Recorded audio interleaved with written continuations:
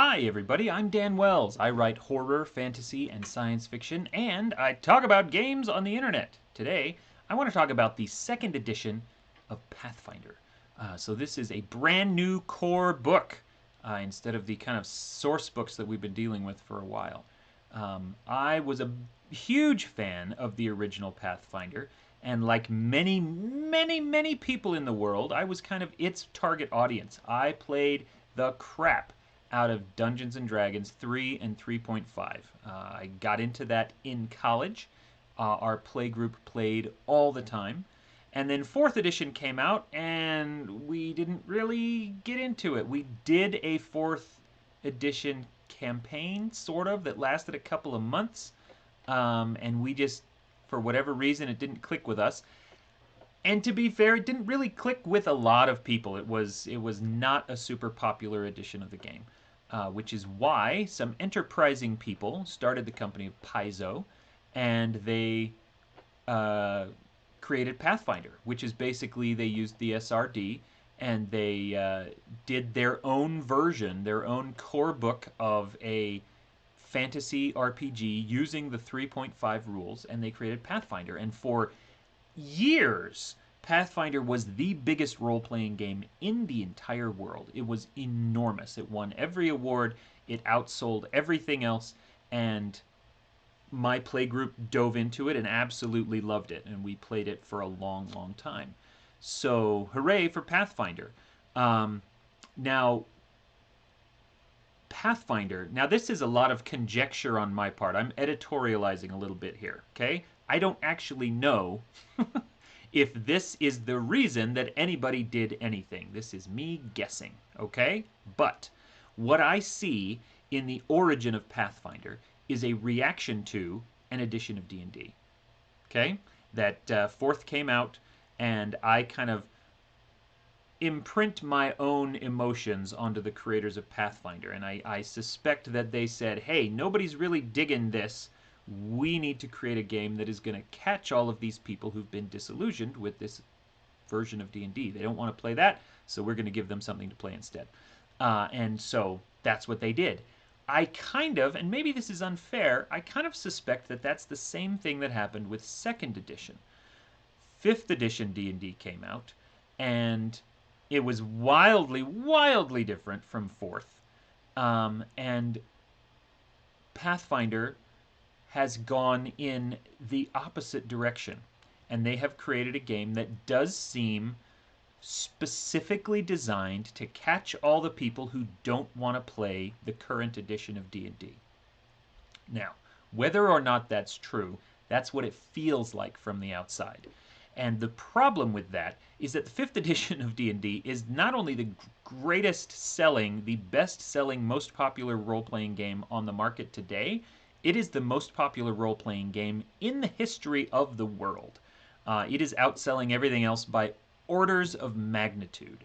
And so a game designed to not be that, while still a good idea because it is going to fill a niche that is not being filled, isn't going to have the huge audience that 1st edition Pathfinder had, because most of that audience is already playing D&D 5. So whereas D&D 5 is an incredibly streamlined game where everything is tried to, they've made it as simple as possible to play the game, Pathfinder has gone pretty hard in the other direction, not in the sense that it is super complicated, just that it is very crunchy. There are a lot of rules, there are a lot of specifics, there are a lot of minutia in this game.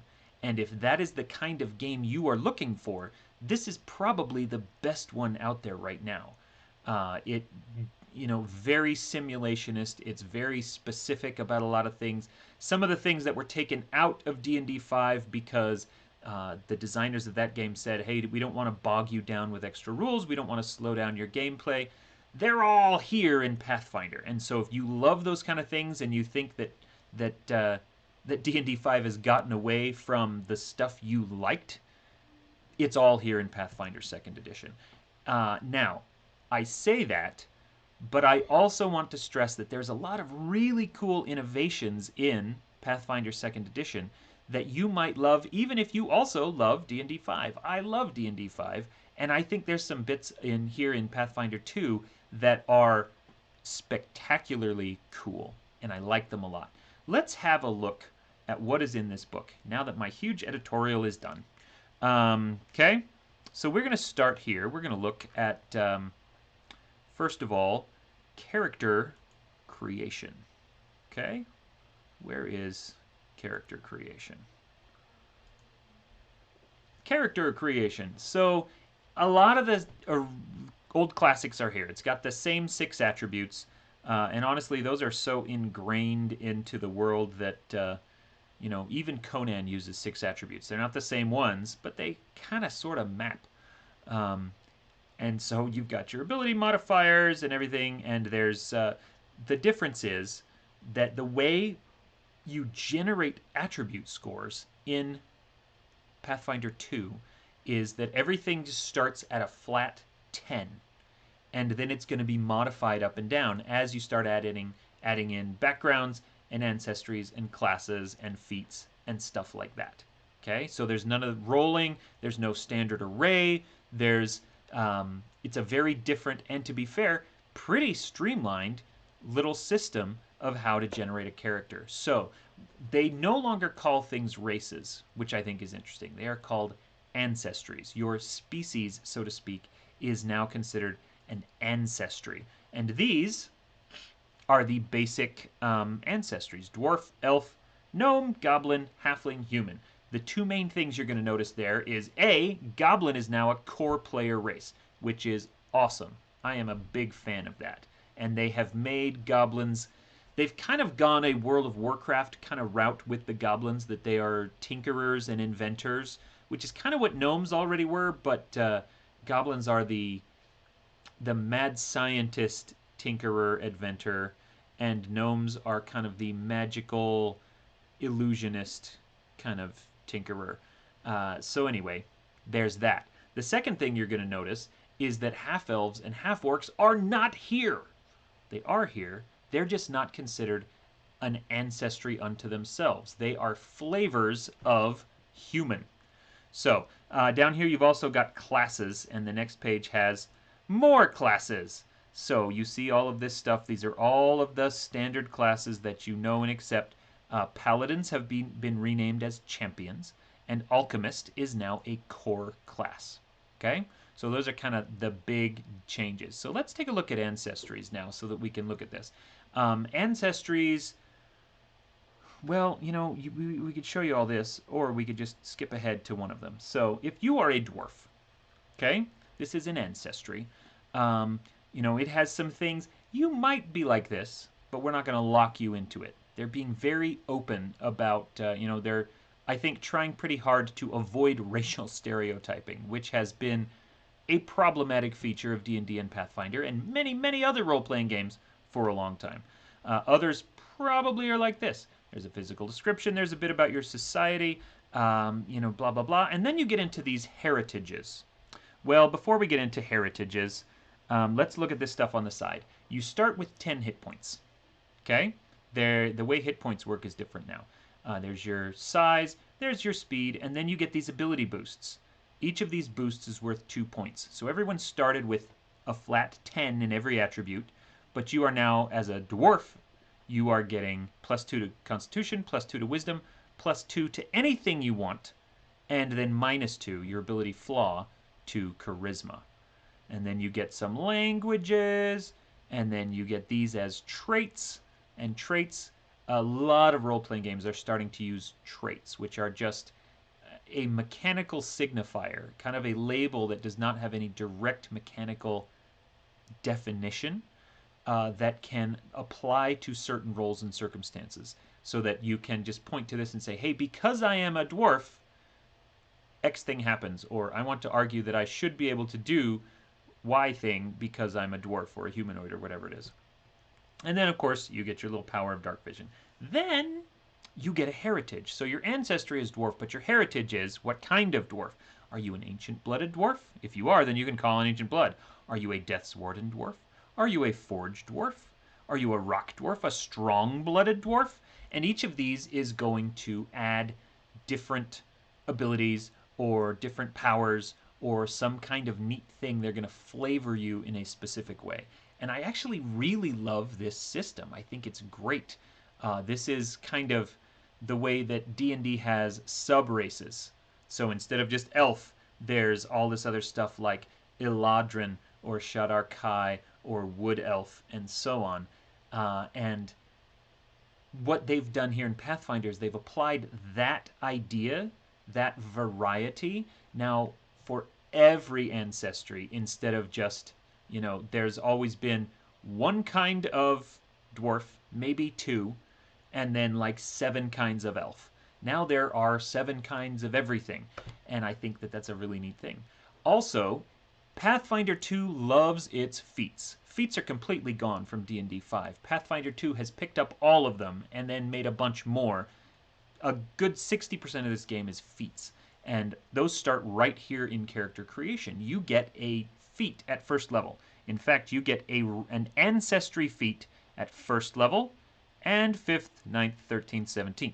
And you can pick any of these. So this is yet another way to kind of flavor your dwarf as being different. There are 1, 2, 3, 4 different level 1, 5, 6, dang it, 6 different level 1 dwarf ancestry feats.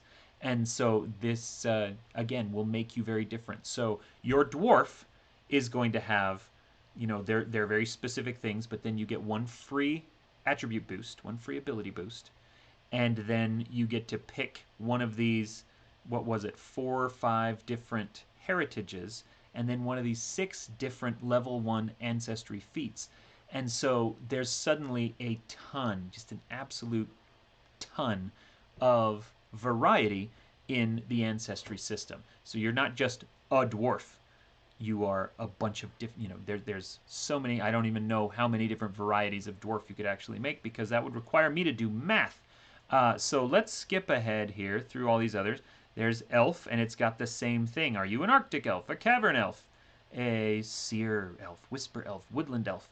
And then, of course, it's got all of these, feats as well. Let's see if I can find human real quick and show you that that's where half-elves is now a heritage in this, and half-orcs are now a heritage as well. And so here's half-elf, half-orc, skilled heritage, and versatile heritage. Those are the human heritages. And so putting half-elf and half-orc under the human umbrella, I think, is a neat way to do that. In large part also because they clearly didn't want to say, oh, well, you're an Arctic human and you do this, blah, blah, blah. I don't know why they didn't want to do that. I still think it's weird that there are half-elves and half-orcs, but there are not half-dwarves or halflings or whatever. There's no half-goblins in this system. There's no, and I also think it's weird that the only races that ever mix and, result in mixed race characters are by necessity human. Why can there not be someone who's both dwarf and halfling? Like, why doesn't that happen? So I still think it's weird, but I think it's a better system, maybe. It's certainly a more interesting system to me than what I've seen before out of this kind of racial determinism. So anyway, there you go. After you have done all of that, then we get into backgrounds. And this is another thing that, D&D 5 has also done. But it's a nice way of doing this. And I love background systems because I love any part of character creation that is concerned about where you came from, because I think it results in rounded and interesting characters. And putting this right up front before you even pick your class, I think is definitely the way to go with it. Because then as you're creating a character, you're thinking, well, okay, I am an elf, and I'm specifically an Arctic elf. And my background, before I became an adventurer, I was a barkeep. And so then you get some ability boosts. So you're, again, raising your attributes even higher now. And you get the diplomacy skill and the alcohol lore skill. And you gain the hobnobbler skill feat. Because there's feats in this game. And so then after you pick that, then it is finally time to pick a class. And the classes are, again, they're going to give you some interesting stuff. They're going to give you some, I don't know if, I don't remember if they give you ability boosts. I don't think so. Oh, they do, but not until level 5. And so these are the classes, and we've looked at these already. Paladins are now called champions. Alchemists are a core class. Everything else is pretty standard stuff. And yay, I love that picture of that goblin. So let's take a look at the alchemist and see how the classes are structured. So it gives some advice on how to play them. Here's your key ability, here's your hit points. And so you've got, you know, we say we chose dwarf as our ancestry, and it said 10 hit points. So you start with 10. And then by being an alchemist, you add immediately 8 to that. And then at every level afterwards, you're going to add 8 more. And obviously, you're going to add your constitution modifier as well. So there's no more rolling. There's no more deciding, do I want to take the average? Do I want to add this extra thing? It's just done. Your ancestry hit points plus your class hit points. And that's what you get. So what is an alchemist going to do during combat? What is an alchemist going to do during social encounters? What is an alchemist going to do while exploring or in downtime or things like that? And then you have all of these other things, your little proficiencies, your perception. I really like the way this is laid out. I used to be an editor, and so I appreciate good layout. What good layout says is, here's the important stuff, right? It draws your attention to the things that have the most meaning. And so by putting all of these mechanical rules over in a sidebar, and then putting the flavor stuff in the main column, what they're saying is, yes, here's how the numbers work, but the important thing is who you are and how you're going to interact with the world, how you are going to play this character. I really like that as a focus, so good for them for doing that. So then there's the kind of standard advancement table. Here's all the class features that you get. Here's all the things you can do. And then, guess what? There's leveling stuff and a lot of feats. Skill feats, general feats. When do you get your ability boosts, and so on. All of these neat things that happen to you as you level up. And then feats. There are class feats. Okay? At every level that you gain an alchemist feat, you can select one of the following feats. You must satisfy any prerequisites before taking the feat. And there are 3 different kind of styles of alchemist. There's one that does explosions and one that does mutations, and I can't remember what the other one does. It's probably poison.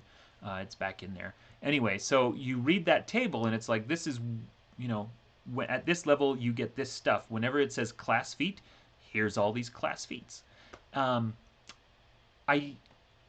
am a fan of feats in general, and I like the way that this game uses feats to provide all of this variety. Your alchemist is already going to be different from everyone else's because of all of the ancestry choices you made.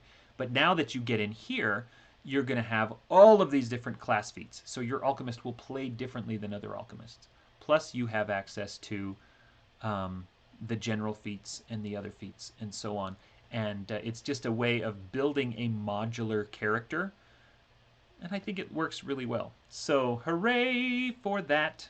And we don't need to go into that. We will go ahead and look here at the feats list. There are 4 billion general feats that you can choose from. There are so many of them. Hooray for feats. We're not going to go much further into that. Let's talk about some of the other changes between 1st edition Pathfinder and 2nd edition Pathfinder. The experience system is different, which if you do milestone style experience, it doesn't matter. You just level up when the GM tells you to level up. If you do, like, let's count some experience points kind of leveling up, then it's different now than it used to be. Proficiency is different. It adds the keywords. While we're here looking at feats, actually, can we find the multiclassing feats? Because that's different now too. Ooh, where does it talk about that? It's in here somewhere. Is it in the classes section? It might be in archetypes. Okay, here we go. Multiclassing is now different. Instead of just taking levels in characters, you stick with your class. So let's say we're the alchemist, right? Because we've been looking at that. We looked at dwarf, we looked at alchemist, so we're going to have, for our example, a dwarf alchemist. If this dwarf alchemist also wants to, I don't know, become a druid, um, in old style, first edition, you would just take a level of druid, and then every time you leveled up, you can choose. Well, do I want to be, take another druid level, or do I want to take another alchemist level, or do I want to take a level in something else altogether? Your character level is still 8 or whatever it is, so you match the rest of the party, but you might have 4 of those in alchemist and 3 of those in druid and 1 of those in monk. I don't know, whatever you want to do. That's different now. Multiclassing is done, as everything in second edition is done, through feats. So let's go find the druid. Druid, druid, druid. There we go. So if you are an alchemist and you want druids, then you can take this, druid dedication. And so these dedication feats are how they handle multiclassing. Once you take the druid dedication feat, then you can start doing some druid-like things. And so you're not taking a level of druid, you're just, with this feat, for example, gaining access to druid spells. You have down here basic wilding. And so at level 4 and above, you can take this wilding feat that allows you to do the wild shape ability that the druids have.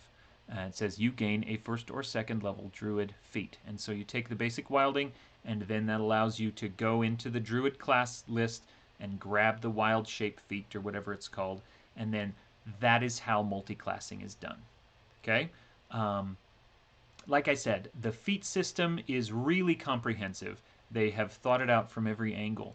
And by taking as many different elements of the game as possible and turning them into feats, they have built an incredibly modular, incredibly interesting character creation system. And so as you play the game, you have, constant variety and constant option in how you're going to build your character. I love this. I think it's super cool. So, hooray! Um, there's a lot of other aspects of the game that have changed in very nitty-gritty little mathematical ways. Critical hits are different now. If you, instead of just a flat, you rolled a 20, congratulations, it's a critical hit. Critical hit means now that you beat your target number by 10 or more. They're really what there are now is there are 4 different levels of success. There's critical failure, failure, success, and critical success. And that is not based on the actual number you rolled so much as how much you beat or lost the roll by. And a natural 20 will bump you up an extra layer of success, and a 1 will bump you down a layer of success. So that's still in there. It's a very, like I said, it's a very nitty-gritty change.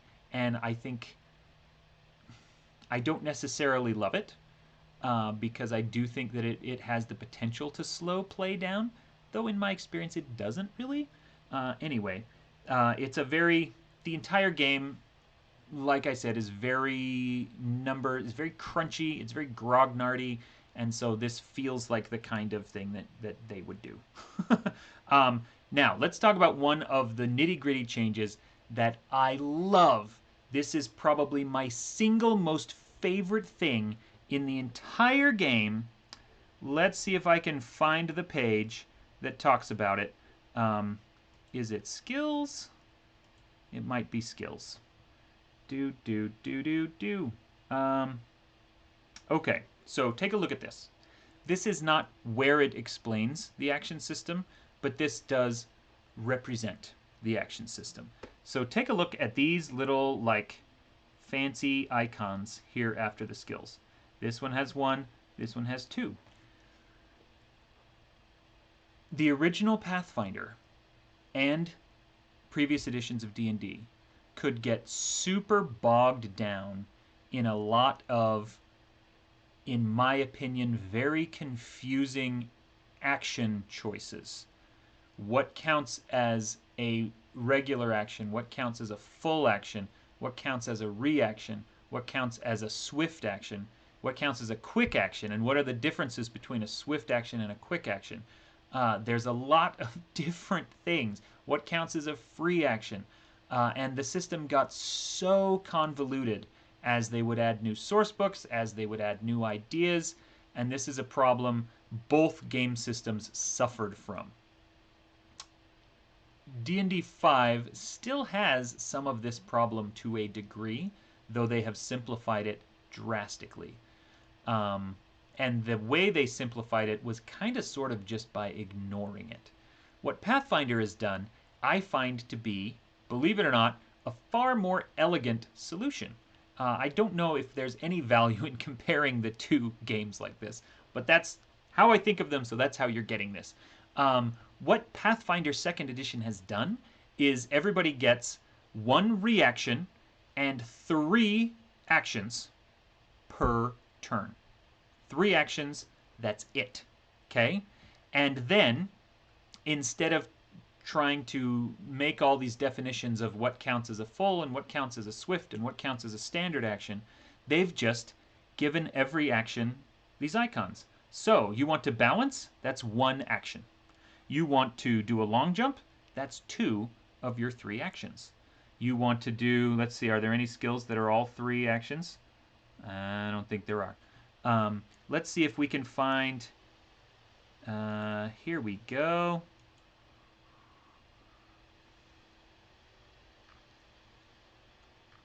So in the playing the game section, maybe this is where it's going to show us the whole thing of actions. You know, it would have been really like awesome and professional of me to write this down and so that I know which page it is when I want to find it. Here we go, action icon key. A single action, a 2 activity action, or a 2 action activity, a 3 action activity, a reaction, and a free action. So what you do on your turn, you can combine those in absolutely any way you want. Moving is 1 action. Attacking is 1 action. I do think that they limit attacks to 1 action per turn, so you can't just spend all 3 attacking. You could spend all 3 moving. You could spend all 3 climbing. You could spend all 3, you know, using diplomacy or something like that.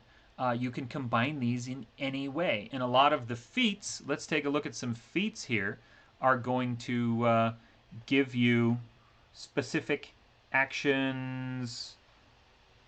So like kip up.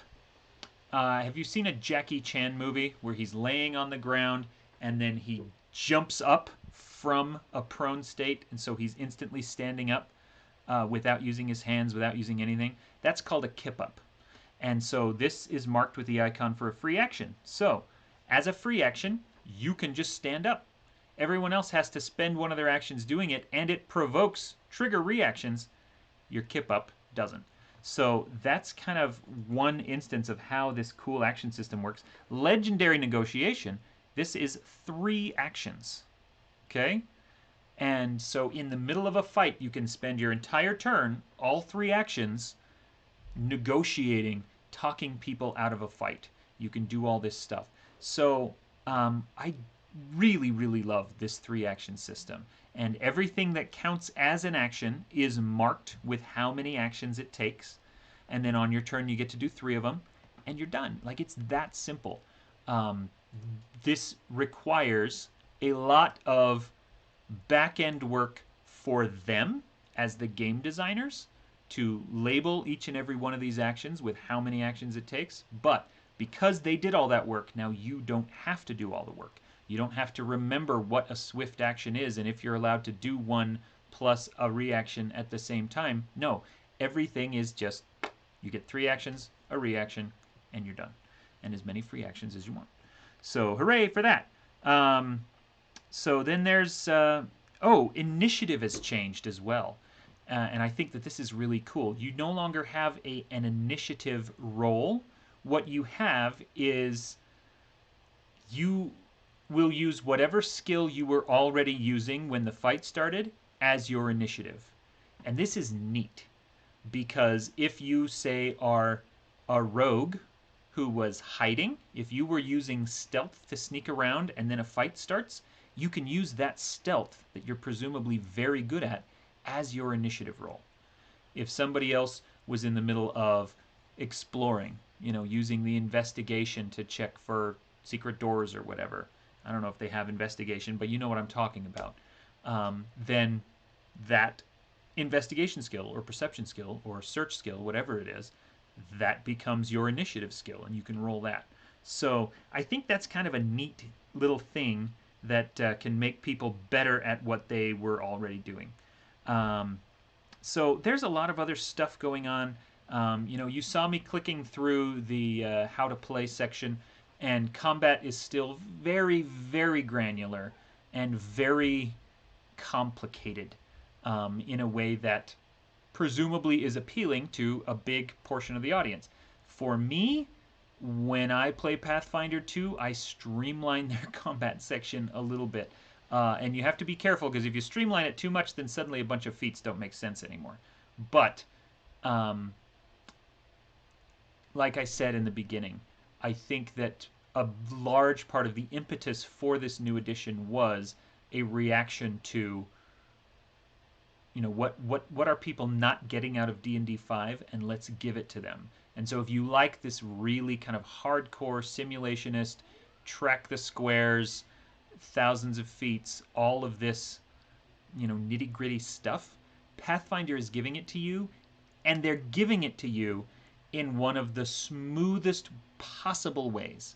I admit, when I opened this book, and when I started getting into it, my first reaction was, oh my gosh, this is way too much. I am drowning in a waterfall of tiny little rules. That's not actually how it works. It can seem intimidating at first, and I fully grant that. But I strongly encourage you to give it a try anyway. Because once you see how all the pieces fit together, then it actually plays really easily. Think of Pathfinder 2nd Edition as a really expensive Swiss watch. And if you open it up and look inside and see that there's like 500 gears in there and some of them are incredibly tiny, and you think, I don't know what all those gears do and I don't know how they work, this is going to be way too complicated. No, it's not. You put the cover back on, and then you just look at the watch face and it tells you what time it is. You don't need to worry about all of those little gears and what they're doing. Pathfinder 2 is the same way. Your game master is going to need to, yes, put in a little investment up front of learning what a lot of those gears do. But once all the gears are moving together, the game kind of runs itself in a lot of ways, and you don't have to worry about all of the minutia because the game is so cleverly designed and so precisely engineered that it handles a lot of that work for you. And so playing the game is actually, in practice, very smooth. I like it a lot. So anyway, Pathfinder! I do genuinely recommend this game. I think it is a lot of fun. And I am a big fan of the new system that they've come up with and a lot of these really clever innovations. I love the ancestry system. I really love all the feats. Absolutely love that 3-action system. There's a lot of really good stuff going on here. So, also, and I don't have the physical book to show you, but it's like that thick. It's enormous. So, check out Pathfinder. And I am going to, I think next month, cover their monster manual, or their bestiary, or whatever they call it, and show you some more of the Pathfinder stuff. But between now and then, take this opportunity to check out the game system, because I think that you will actually really enjoy it. Anyway, thank you very much for watching. I'm Dan Wells, and you're awesome. Bye.